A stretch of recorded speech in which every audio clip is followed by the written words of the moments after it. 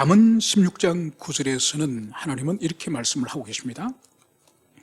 사람이 마음으로 자기 길을 계획할지라도 그의 걸음을 인도하신 이는 여호와시라. 그래서 인간이 자기 자유로운 의지로 어떤 계획을 세우고 마음에 작정을 하고 생각을 하지만은 자신이 걸어가야 되는 그 인생, 그 계획은 자기 뜻대로 이루어지는 것이 아니라 항상 하나님의 주권대로 이루어질 것임을 그것을 잠언에서는 말씀하고 있는 거죠. 그래서 인간의 자유의지와 하나님의 주권에 대해서 아주 탁월하게 증거하고 있는 그 말씀이라고 할 수 있습니다. 여러분, 종교 지도자들은 예수님을 이 유월절을 맞이하여서는 명절이고 너무 많은 사람들이 예루살렘에 모이고 그리고 예수가 하나님으로부터 온 사람이라는 것을 많은 사람들이 인정하고 있기 때문에 명절에는 이 예수를 죽이는 것을 하지 말자.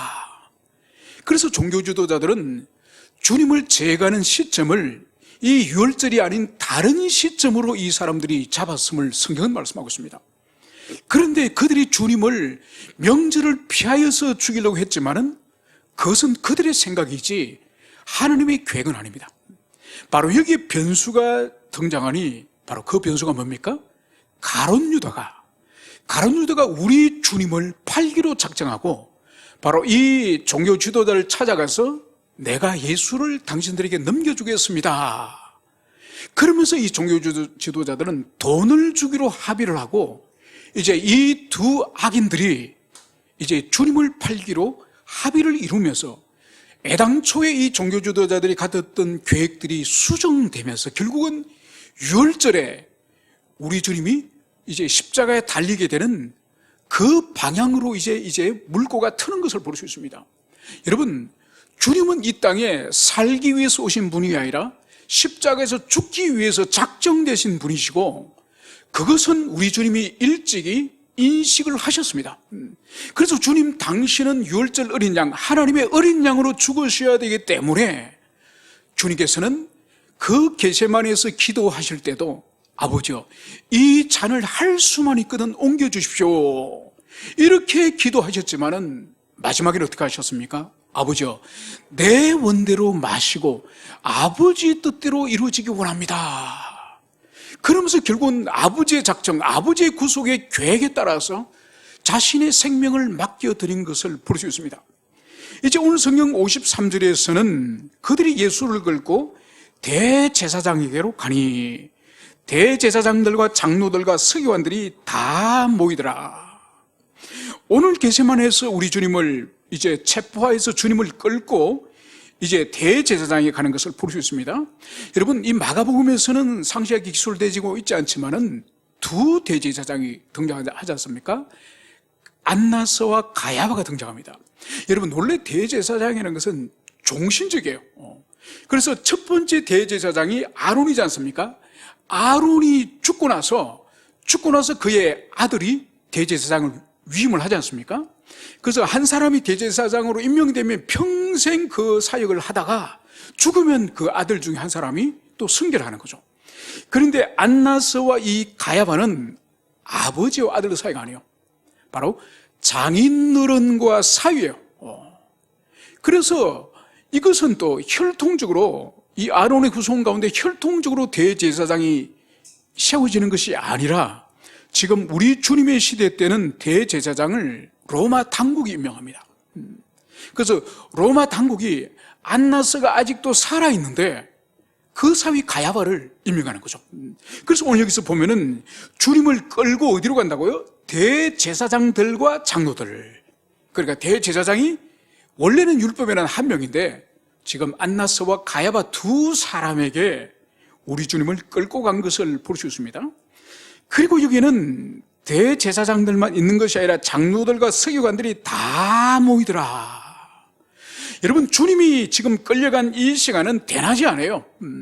주님이 그날 밤에 제자들과 마지막 만찬을 하셨고 그리고 그것이 끝나고 나서 제자들을 모두 데리고 겟세마네 가셔서 깊은 기도를 주님이 하지 않으셨습니까?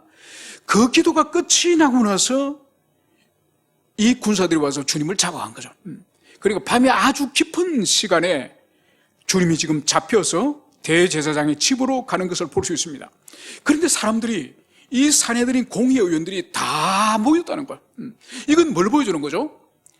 주님을 죽이기로, 주님을 제거하기로 이들이 철저히 사전에 모의하고 철저한 준비를 하였고, 특별히 합법적으로 주님을 재판에서 사형을 언도해서 죽이기로 작정하기 때문에 이 재판을 구성하는 이 공의의 의원들을 다 소집하여서 준비했다는 것을 여기서 보여주고 있습니다. 오늘 주님은 이제 이 제사장의 이 뜰에 들어갔을 때에 오늘 베드로를 막아는 언급을 하고 있습니다. 베드로가 예수를 멀찍이 따라 대제사장의 뜰 안까지 들어가서 아래 사람들과 함께 앉아 불을 쬐더라. 여러분, 요한복음에서는 이 베드로가 이 제사장의 뜰에 들어가는 장면을 기술하고 있습니다. 요한복음에서 보면 요한은 이 대제사장과 안면이 있는 관계가 있는 사람이에요. 그래서 이 요한은 자연스럽게 이 제사장의 집으로 들어가지만은 이 베드로는 들어가지 못하는 거죠. 그래서 이 베드로를 들어오도록 이 요한이 힘을 쓰는 것을 보여주고 있습니다. 그래서 한 사람이 나가서 이 베드로를 이 제사장의 집으로 인도하는 거죠. 그런데 이 베드로가 오늘 주님을 멀찍이 따라, 그러니까 주님 뒤를 이 베드로는 따라갔습니다. 따라갔지만은 이 베드로의 이 행동은 우리 주님과 멀찌감치 거리를 두고 우리 주님 뒤를 따른 것을 여기서 볼 수 있습니다. 여러분, 베드로는 주님이 잡히기 전에 그날 밤에 주님께서 너희들 모두가 오늘 밤에 나를 버릴 것이다. 그래서 이 말씀을 하실 때 베드로는 펄쩍 뛰지 않습니까? 주님, 여기 있는 다른 모든 사람은 주님을 버리도 나는 절대로 안 버립니다. 나는 죽는 데까지 따라갈 것입니다. 이런 호언장담을 하지 않으십니까? 그때 주님이 뭐라 그러셨죠? 베드로야, 너는 닭 2번 울기 전에 너는 나를 3번 모른다고 부인할 것이다. 주님은 다른 제자들에게 말하지 않았지만 베드로에게는 이름을 지명하면서 너는 특히 오늘 나를 3번 모른다고 부인할 거야. 주님이 그 말씀하지 않으셨습니까? 아마 베드로는 이 주님의 말씀을 의식해서 또 자신이 말했던 것을 의식해서 주님을 따르긴 따르되 멀찌감치, 주님과 멀찌감치 떨어져 있었음을 이것을 볼 수 있습니다. 그러니까 여러분, 베드로가 얼마나 두려움이 많은 사람이고 얼마나 그가 소심한 사람이고, 그렇지만은 나름대로 또 자신이 주님의 말씀에 대하여서 또 자신이 한 말에 대해서 책임지려고 한 이러한 모순과 갈등 속에 있는 사람인지 이것을 여기서 보여주고 있습니다. 그래서 오늘 55절에 보면 대제사장들과 온 공회가 예수를 죽이려고 그를 칠 증거를 찾되 얻지 못하니. 여러분, 오늘 이 제사장들과 이 온 공회가 오늘 증거를 찾는데 얻지 못하였다고 말씀하고 있습니다. 그런데 이 증거를 왜 찾았습니까? 오늘 성경은 예수를 죽이려고 증거를 찾되 얻지 못하니. 여러분, 지금 이 사람들은 이 유대인들 가운데서 가장 율법에 대한 박식한 사람들이고 또 하나님을 섬기되 가장 가까이서 섬기는 그런 종교 지도자들이에요. 그런데 이들이 지금 이 밤에 행하는 이 재판은 어떤 재판입니까? 완전한 불법의 재판이에요. 해가 진 이후에는 사내들은 공의회를 소집 자체를 할 수가 없습니다. 소집하는 것 자체가 불법이에요. 그런데 예수님을 제거하고 죽이기 위해서 이들이 이 밤에, 이 깊은 밤에 모두 모여서 지금 재판을 하되, 또 이들의 재판의 방식이 뭔가요? 여러분, 원래 재판이라는 것이 어떤 것입니까? 원고가 어떤 고소 고발을 하죠, 그죠? 고소 고발을 하면 이제 이 재판관들이 심리를 하는 거죠. 그래서 원고의 말도 듣고 또 피고 측의 말도 듣고, 그리고 피고 원고 서로 엎치락 뒤치락 논쟁을 하겠죠, 그죠? 그거를 이제 재판관들이 다 듣고 나서 최종 결심을 하지 않습니까? 최종 결정을 하여서 유죄, 무죄, 이걸 결정하죠. 무죄는 그냥 집으로 가겠지만은 유죄라고 한다면은 곤장을 때릴지 벌금을 맞을지 안 그러면은 죽음을 당할지, 유죄에 대해서도 또 결정을 무슨 형벌을 또 할지 그것이 정해질 거지 않습니까? 그런데 이 사람들은 보세요. 아예 죽이기로 작정해 놔놓고 사형을 시키기로 작정해 놔놓고 재판을 시작하는 거예요. 여러분, 이런 재판이 어디 있습니까? 이거는 완전 마녀 사냥식의 재판이지, 이거는 율법을 가장 잘 알고 하나님을 가장 가까이서 섬기는, 하나님을 경외하는 종교 지도자들로서는 도무지 있을 수 없는 불법한 재판을 이들이 행하고 있음을 이것을 여기서 볼 수 있습니다. 그러면서 오늘 57절과 58절에 보면 계속적으로 우리 주님에 대한 유죄를 승부할 수 있는 이제 정언을 하고 있습니다. 오늘 58절에 보면 우리가 그의 말을 들으니 손으로 지은 이 성전을 내가 헐고 손으로 짓지 아니한 다른 성전을 사흘 동안에 지으리라. 여러분, 이 말씀은 우리 주님께서 예루살렘에 들어오셔서 제자들이 이제 주님과 함께 성전에서 이제 가르치고 나서 성전을 떠나실 때 한번 제자들이 이런 말을 하죠. 주님, 이 돌을 보십시오. 이 건물을 보십시오. 정말 대단하지 않습니까?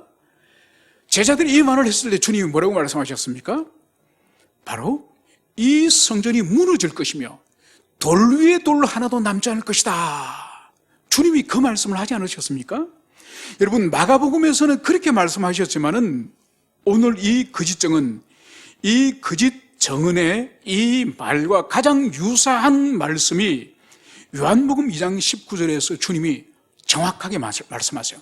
자, 그러면은 요한복음 2장 19절에서는 예수님이 이 성전에 관한 부분을 어떻게 말씀하셨는지 제가 읽어드리겠습니다. 예수께서 대답하여 이르시되 너희가 이 성전을 헐라. 분명히 너희가 이 성전을 헐라 말씀하셨습니다. 내가 사흘 동안에 일으키리라. 여러분, 요한복음에서는 분명하게 제자들에게 또 유대인들에게 너희가 이 성전을 헐라. 내가 사흘 동안에 일으키리라. 여러분, 주님이 성전을 자신이 헐겠다고 말씀하셨습니까? 내가 이 성전을 헐겠다고 말씀 아니에요.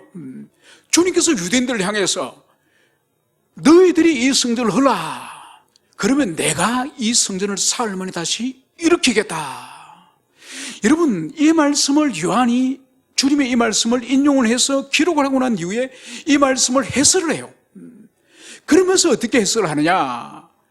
바로 주님의 이 건물, 그러니까 이 성전은 주님의 몸을 향하여 말씀하시는 것이고, 그리고 이 말씀의 뜻은 주님이 부활하신 이후에야 제자들이 깨닫게 되었다. 이 말씀을 하고 있는 거예요. 그러니까 이 지금 주님을 지금 올무에 빠뜨리려고 지금 한 정인이 나와서 오늘 하는 이 정언은 뭔가요?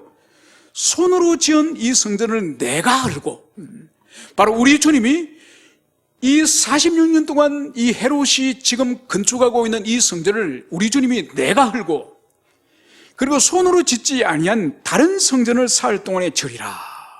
여러분, 요한복음에서 주님이 직접 하신 말씀과 이 거짓 정언은 완전히 다른 것입니다. 바로 이렇게 하여서 주님을 지금 올무에 빠뜨리려고 지금 하는 것을 볼 수 있습니다. 그런데 59절에 보면 그 정언도 서로 일치하지 않더라. 여러분, 왜냐하면 지금 이 정언은 조작하는 것이 목적이에요. 주님을 죽이기 위해서, 주님을 십자가 못 박아 죽이기 위해서 조작하는 것이 목적이기 때문에 이 들은 사람들끼리도 일치하지 않는 거예요. 여러분, 진실한 정언을 모두가 함께 들었다면 그것이 일치하겠지만은 그들이 조작하기로 작정하기 때문에 몇 사람의 정언이 있다 할지라도 그것이 합치될 수가 없는 것이죠. 그래서 오늘 이 장면을 다 지켜보던 오늘 대제사장이 벌떡 일어납니다. 그래서 예수에게 물어 이르되 너는 아무 대답도 없느냐? 이 사람들이 너를 치는 증거가 어떠하냐? 여러분, 지금까지 여러 명의 정인들이 등장해서 예수님을 이런 죄목 저런 죄목으로 계속 주님을 공격을 합니다. 그런데 이 재판을 주관하는 이 대제사장이 볼 때 이 피고인석에 있는 이 예수는 아무 반응을 안 하는 거예요. 여러분, 법정에 가면은 특히 민사사건이 아니라 형사사건 같은 경우는 얼마나 공방이 치열합니까? 증거를 하나 대면은 그 증거에 대한 반박을 하고, 증인을 한 명 데려오면 그 증인의 증거 능력이 없다고 반박하고, 끊임없는 이 형사사건은 논쟁의 싸움이죠. 그런데 우리 주님의 이 지금 재판은, 이 재판에서 주님이 패배를 하면은 이거는 벌금을 물거나 어떤 다른 어떤 감옥에 갇히는 문제가 아니라 주님이 죽임을 당하는 거야. 그래서 이런 재판 가운데서도 우리 주님이 수많은 공격 앞에서도 아무 반응이 없으니 이 대제사장이 지금 마음이 지금 달아올라온 거예요. 이 사람이 지금 급한 거예요. 그래서 이 사람이 자리에 벌떡 일어난 겁니다. 원래 여러분, 이 대제사장은 재판 전체를 주관하지 신문은 하지 않습니다. 여러분, 신문은 오늘날도 신문은 이 형사사건은 국가를 대변하는 검사가 하지, 재판관이 흥분해가지고 그 범인에게 재판관이 막 물어보는 그런 일이 없습니다. 재판관은 끊임없이 양쪽의 이야기를 잘 듣는 거죠. 그래서 어느 것이 진실성이 있고 어느 증거가 진정성이 있는지를 듣고 마지막 판단을 하는 것이 재판관의 일이죠. 그런데 오늘 이 대제사장이 자리 가운데 일어서서 얼마나 이 대제사장이 마음이 급박하고 지금 주님의 반응 없음을 보고 이 사람이 지금 흥분했는지 이것을 여기서 보여주겠습니다. 그래서 너는 아무 대답도 없느냐? 이 사람들이 너를 치는 증거가 어떠냐? 그런데 도대체 왜 너는 이 사람들이 지금 제시하는 증거와 이 사람들의 공격과 이 사람들의 논박에 대해서 너는 반응이 없느냐? 이거를 지금 이 대제사장이 주님을 향해서 오늘 묻고 있습니다. 여러분, 여기에 대해서도 주님은 침묵하세요. 그래서 61절, 침묵하고 아무 대답도 아니하시거늘. 대제사장의 말에 대해서도 주님은 반응하지 않습니다. 아무런 반응을 하지 않습니다. 그러니까 이 대제사장이 아주 무서운 사람이에요. 이제 치명적인 질문을 합니다. 그러니까 지금까지는 여러 명의 증인들이 나타나서 주님의 죄목을 이제는 진술하면서 주님을 올무에 이제 넣으려고 했지만은 실패하였다는 것을 이 대제사장이 알고, 이렇게 하면은 절대로 예수를 죽일 수 없다는 것을 알고 이 대제사장이 드디어 치명적인 질문을 합니다. 그 질문이 바로 뭐냐? 네가 찬송받을 이의 아들 그리스도냐? 여러분, 지금까지 우리 주님이 그리스도라고 하는 이 소문이 온 세상에 퍼져 있지 않습니까? 온 세상에 퍼져 있는 우리 주님이 그리스도임을 퍼져 있는데, 지금 이 질문 앞에서는 이제 우리 주님은 피할 길이 없습니다. 그러니까 살 길이 없다는 거죠. 왜냐하면 그리스도로 간다면 그 시대의 그리스도로 간다면 주님이 성전에서나 또 주님이 가르치실 때에 많은 도전 가운데 하나가 당신이 그리스도냐? 아니면 당신이 왜 성전에 와서 이 난동을 부리냐? 당신에게 도대체 무슨 권세가 있느냐? 그 권세가 있으면 표직을 보여라. 주님이 그렇게 하지 않으셨습니까? 그때마다 주님이 피해 가신 거죠.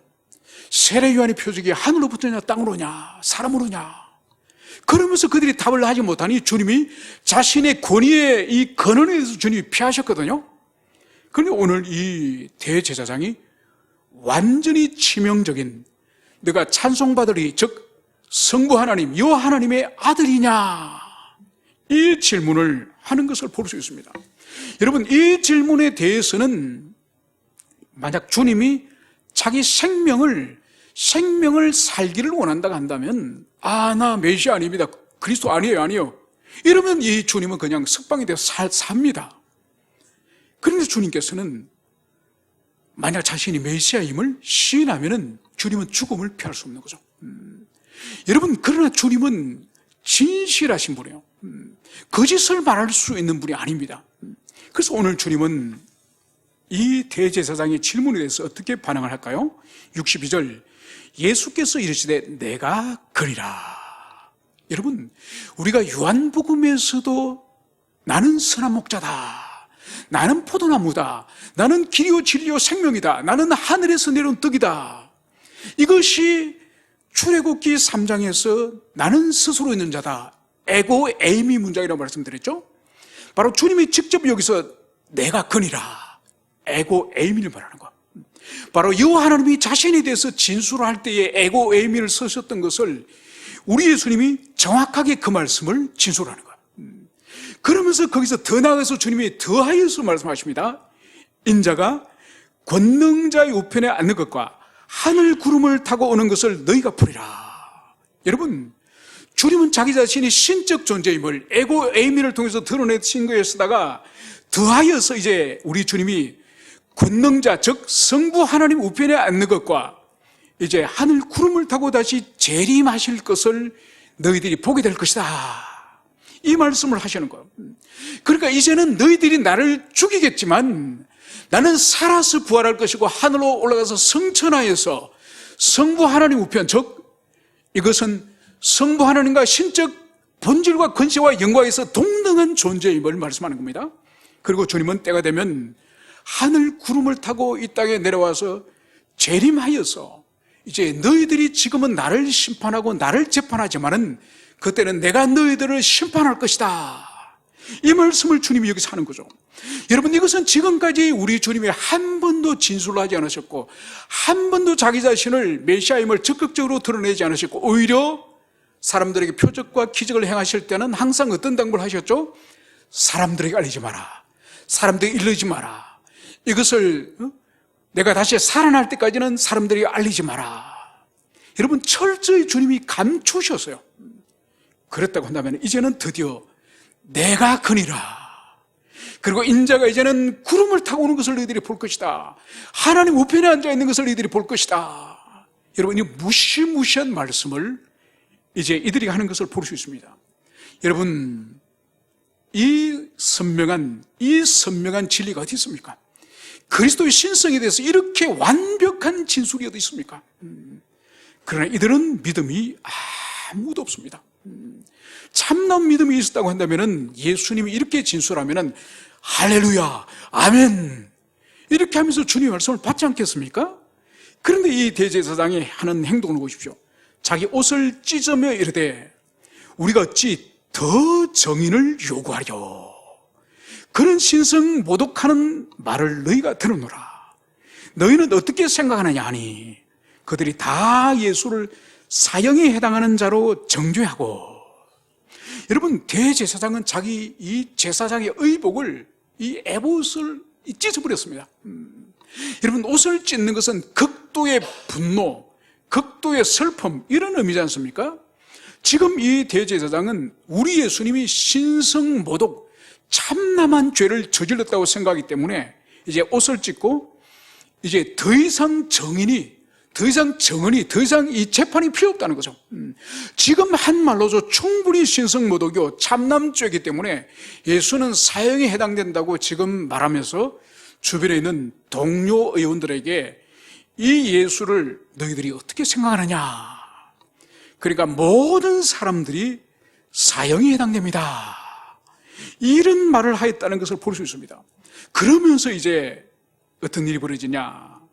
65절, 어떤 사람은 그에게 침을 뱉으며 그의 얼굴을 가리고 주먹으로 쳐서 이르되 선지자 노릇을 하라고 하인들은 손바닥으로 치더라. 여러분, 이제 이 사람들에게 있어서 우리 주 그리스도 예수는 가장 신성 모독한 참남죄에 해당되기 때문에 주님의 인격 같은 건 없습니다. 그래서 주님의 눈을 가리고 얼굴을 가리고 사장의지에 침을 뱉으면서 얼굴을 이 손으로 뺨을 때리는 이 짓을 합니다. 여러분, 이것이 바로 이 유대인 사회에 있었던 선지자 노릇이라고 하는, 자칭 선지자라고 하는 사람을 징계하는 방식이에요. 여러분, 사람들에게 뺨을 맞고 얼굴에 침뱉음을 당하는 이것은 같은 인간끼리도 얼마나 모멸감을 당하는지 모릅니다. 여러분은 마지막으로 폭력을 언제 당해보셨습니까? 성인이 되고 나서. 저는 군대에 있을 때 폭력을 당해봤습니다. 그게 마지막이죠. 한 26살 정도 되겠죠? 한 26살 정도 될 때에 꽃갱이 자루라든지, 근데 꽃갱이 자루가 얼마나 그게 아픕니까? 그러니까 한 50명이 엎드려 받쳐 있는데 제일 위에 병장부터 한 대씩 때리고 한 대씩만 때립니다. 그런데 제가 순위가 한 45위 정도 그렇게 됐거든요. 그래, 한 대를 때리고 내려올 줄 알았더니 두 대를 때리는 거야. 야, 그러니까 제 위에 45명이지 않습니까? 곱하기 1을 하려고 했더니 곱하기 2가 되는 거예요. 여러분, 그러니까 90대를 맞아야 되나, 90대를. 그러니까 중간에 한 서열 한 20등 정도 되는 상병 중에 한 분이 그렇지 않 있었습니다. 그분이 딱 일어서더니 자기까지 딱 맞더니 다 일어나라면서, 내 아래는 절대로 집합과 때리는 것, 내 아래 사람이 만약 누구를 때렸다는 소식을 들으면 나는 그놈을 절대로 놔두지 않을 거다. 그때가 마지막으로 제가 맞은 거예요. 여러분, 잘못이 없는데 한 40대 정도 맞으면 정말 이 속에서 크리스찬이라 할지라도 이 분노가, 이 적개심, 사람을 없애고 싶은 이 사리가 막 일어나는 거예요. 여러분, 같은 인간에게 모욕을 당하고 폭력을 당해도 그 정도인데, 만물을 지으시고 만물을 통치하신 살아계신 하나님이신 그리스도 예수, 그분이 인간에게 뺨을 맞고 인간에게 침뱉음을 당하면은 그분이 당하실 수욕과 고통이 얼마나 크겠습니까? 여러분, 그래서 오늘 보세요. 이 SNS에 그게 댓글을 좀 모욕적인 댓글을 달고 그 모욕감 때문에 떨어져 자살하는 사람들이 얼마나 많습니까? 여러분, 꼭 폭력으로 행사해서 사람을 때려야 그것이 고통이 아니죠. 말 한마디라도 충분히 사람을 죽일 수 있는 인격 살인이 될 수 있다는 것을 우리는 너무나도 잘 알고 있습니다.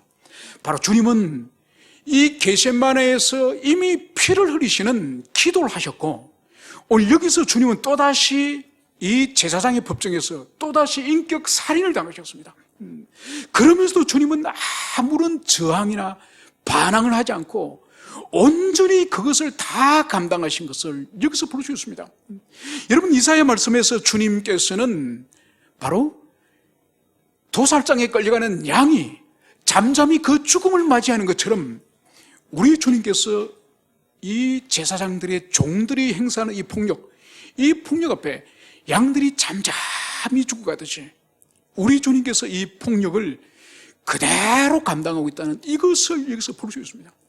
바로 주님이 치르신 것은 십자가에서 주님께서 대속의 제물로 치르셨지만은 그 전에 이미 겟세마네에서 피를 흘리셨고 이 가야바의 뜰에서 이미 주님은 인격의 살인을 당하셨다는 이것을 우리는 잊지 말아야 될 것입니다.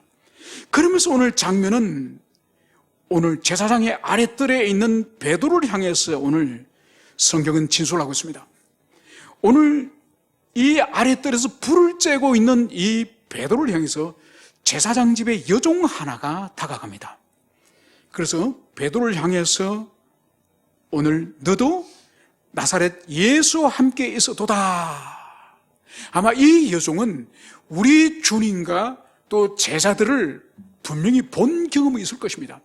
주님이 예루살렘에 자주 올라오셨고 말씀을 가르치셨고 또 성전 안에서 가르치셨기 때문에 아마 이 여종은 주님과 그 주님의 제자들을 구경 삼아 가서 봤을 수 있을 것입니다. 그런데 오늘 이 자리가 어떤 자리입니까? 바로 이 모닥불이 불이 타고 있는 이곳에서 바로 이 여종이 이 베드로를 알아본 거예요. 여러분, 만약 불이 없는 캄캄한 밤이었으면은 이 베드로를 알아보지 못했을 겁니다. 불가에서 불을 쬐고 있는데 그 타오르는 불길에 의해서 아마 베드로의 얼굴이 드러나서 이 여종이 바로 너도 나사렛 예수와 함께 있었도다. 여러분, 이 말을 들었을 때 베드로 마음이 얼마나 가슴이 철렁했겠습니까? 자기를 알아보는 사람이 있고 바로 그 사람이 우리 주님과 자신과 함께 다녔다는 것을 정확하게 지적하는 걸 보고 아마 이 베드로는 가슴이 철컹했을 겁니다.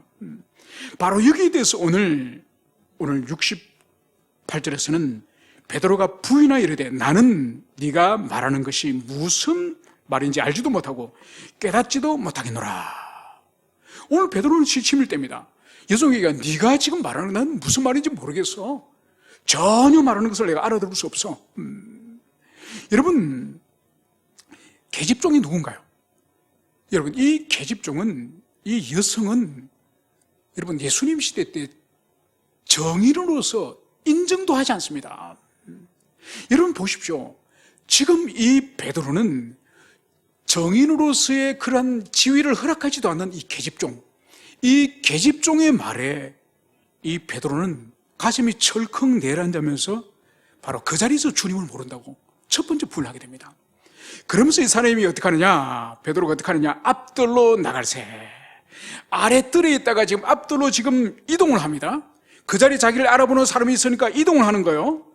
그런데 앞뜰로 나가지만은 69절에 보면 여종이 그를 보고 곁에 서 있는 자들에게 다시 이르되, 여러분 베드로도 도망가는데 집요하지만은 베드로를 따라오는 이 여종 또한 집요한 거예요.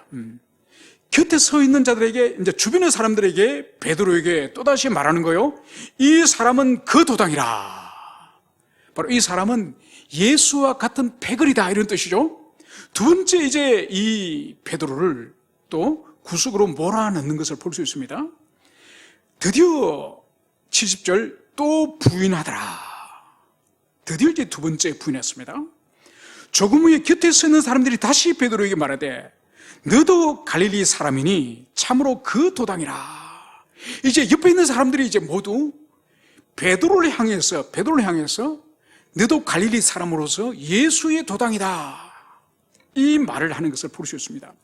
여러분, 마태복음에서는 이 부분을 좀 더 상세하게 진술합니다. 마태복음 26장 73절에 가면은 이 사람들, 이 옆에 있는 사람들이 베드로를 향해서 이렇게 말하는 거예요.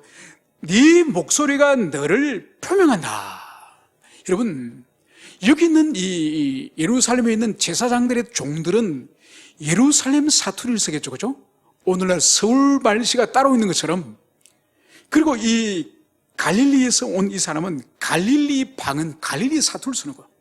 그래서 지금 이 사람들이 지금 네 말소리가 너를 표명한다, 이 말이 뭔가 하니까 네가 하는 갈릴리 사투리가 네가 예수와 한 패당이라는 것을 그것이 증명하는 거다, 지금 이렇게 말하는 거야. 여러분, 오늘날도 보세요. 오늘날도 이 서울 생활을 조금만 하면은 이 사투리들이 교정되는 그런 사람들이 있습니다. 예를 든다면은 이 충청도 사람들, 그리고 전라도 사람들, 이런 사람들 어느 정도 하면 바뀌어요. 가장 안 바뀌는 사람이 어딘가요? 경상도예요. 그래서 경상도 출신 중에서 TV 아나운서나 리포터들이 거의 없습니다. 이 교정이 안 돼요, 교정이. 그 정도로 이 경상도 발음이 억센 것처럼 갈릴리 발음이, 이것이 딱 들어보면은 갈릴리 발음을 아는 거예요. 그래서 지금 이 제사장의 종들이 너는 갈릴리 사람으로서 예수의 무리와 함께 같은 패당이다, 지금 이 세 번째 지금 궁지에 몰린 것을 볼 수 있습니다. 그래서 71절, 그러나 베드로가 저주하여 맹세하되 나는 너희가 말하는 이 사람을 알지 못하노라. 여러분, 세 번째 드디어 베드로가 주님을 부인하는데 오늘 어떻게 부인하죠? 저주하여 맹세하되 주님을 부인하는 것을 여기서 볼 수 있습니다. 여러분, 오늘 이 저주라고 하는 것은 예수님을 저주하는 뜻이 아닙니다. 예수님을 저주하는 것이 아니라 베드로가 자기를 저주하는 거예요. 어떤 의미가 있는 거니까, 내가 지금 예수를 모른다고 말하는데 이것이 만약 거짓이라고 한다면은, 지금 내가 거짓말을 한다고 한다면 나는 저주받아도 좋다, 이렇게 자기를 저주하는 거예요. 여러분, 그러면서 이 베드로의 이 발은 너희가 말하는 이 사람을 알지 못하노라. 여러분, 이 사람을 알지 못하느라고 번역을 했는데, 여러분, 이것은 유대교 안에서 아주 중요한 말이에요. 이게 바로 뭔가 하니까, 유대교 안에서 이단자들 파문할 때, 파문해서 출교해서 쫓아낼 때에 이 사람을 우리는 알지 못하노라, 그 말이 바로 지금 베드로가 사용하는 이 말이에요. 여러분, 놀랍지 않습니까? 지금 베드로는 자기 입으로 나는 예수 그리스도와 아무 상관이 없다, 마치 예수님이 유대교에서 파문당하고 이제 출교를 당할 때 선언하는 그 말을 지금 이 베드로가 하는 거예요. 여러분, 그래서 예수님이 베드로 발을 씻기려고 할 때 베드로가 발을 씻기를 거부하지 않습니까? 그때 주님 뭐라 그러셨습니까? 내가 발을 씻기를 거부하면은 너는 나와 아무 상관이 없다, 이 말이에요. 그리스도와 아무 상관이 없다는 거야. 지금 베드로 자신 스스로 입으로 나는 이 사람 그리스도와 아무 상관이 없는 사람입니다, 여러분, 어마무시한 말을 지금 베드로가 하는 거예요. 바로 이 말이 떨어지자마자 닭이 곧 두 번째 울더라. 세 번을 부인하고, 세 번을 부인할 때는 저주를 하면서 자신은 그리스도 아무 상관이 없는 사람입니다, 이것을 선언했을 때 바로 닭이 오늘 두 번 울었더라. 그러면서 베드로가 예수님께서 자기에게 하신 말씀, 곧 닭이 두 번 울기 전에 네가 세 번 나를 부인하라 하심을 기억하되 그 일을 생각하고 울었더라. 여러분, 베드로는 이 짧은 시간 안에 여종에게 이제 쫓기고 사람들에게 쫓기면서 반복적으로 주님을 세 번씩이나 부인했습니다. 지금까지는 그가 그날 밤에 주님이 하신 말씀, 네가 닭 두 번 울기 전에 세 번을 내게 부인할 것이다, 이 말씀은 전혀 기억하지 못하고 궁지에 몰릴 때마다 주님을 부인하였는데 닭 우는 소리를 듣고 난 직후에 그제서야 그날 밤에 주께서 하신 말씀을 생각하던 거예요. 그러면서 이 베드로는 통곡을 하였다고 성경이 기록하고 있습니다. 여러분, 이 울음의 의미가 뭔가요? 바로 자신의 연약함, 자신의 무능함, 자신의 교만함. 여러분, 주님이 그날 밤에 말씀하지 않으셨습니까? 너희들이 한 시간도 깨어서 기도할 수 없느냐? 시험에 들지 않도록 너희들이 기도하라, 깨어서 기도하라. 여러분, 그것을 그날 밤에 주님 말씀하셨습니다. 바로 깨어서 기도하지 않는 자의 모습이 바로 오늘 베드로의 모습이에요. 그래서 이 베드로의 모습은 이 모습 안에 우리의 모습이 그대로 투영되는 거예요. 베드로를 판단하고 베드로를 정죄하는 것이 아니라 오늘날도 깨어서 기도하지 못하고 깨어서 분별하지 못하는 사람은 언제든지 베드로처럼 주님을 부인하고 베드로처럼 넘어지는 이런 영적 전쟁에 쓰러질 수밖에 없다는 것을, 이것을 우리는 가슴에 새기게 됩니다. 그러나 주님께서는 진리를 진술하는 것이, 진실을 진술하는 것이, 자신이 바로 메시아임을 진술하는 것이, 자기 생명을 잃는 일을 할지라도 바로 주님은 자신 앞에 있는 그 잔, 바로 십자가를 지어야 되는 그 잔, 그 잔을 기꺼이 감당하시기로 작정하시는 우리 주님의 그 고백을 보십시오.